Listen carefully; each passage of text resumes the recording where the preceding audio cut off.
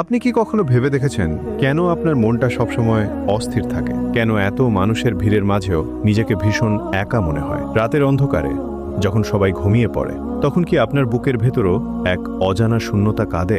আপনি কি নিজেকে বদলাতে চান? তাহলে আজকের এই কথাগুলো হয়তো আপনার জন্যই। মন দিয়ে শুনুন, কারণ হয়তো আজই আপনার জীবনের পরিবর্তনের প্রথম দিন। আমাদের সবচেয়ে বড় ভুল কি জানেন?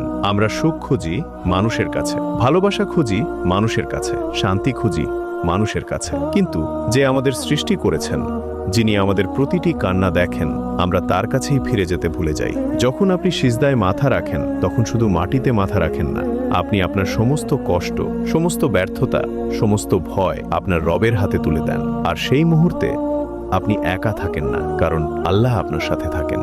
হয়তো আজ আপনার চোখে পানি আছে, হয়তো কেউ আপনার কষ্ট বোঝে না, পৃথিবী আপনাকে ভুল বুঝেছে, কিন্তু মনে রাখবেন, আল্লাহ জানেন, আল্লাহ দেখেন, আল্লাহ শুনেন। তাই হাল ছেড়ে দেবেন না। আজই ফিরে আসুন তার কাছে, আজই নামাজকে আঁকড়ে ধরুন, আজই বলুন, হে আল্লাহ, আমি ক্লান্ত, আমি দুর্বল, আমি তোমাকেই চাই। বিশ্বাস করুন, আপনি যখন আল্লাহর দিকে এক কদম এগিয়ে যাবেন, তিনি আপনার দিকে রহমতের দরজা খুলে দেবেন।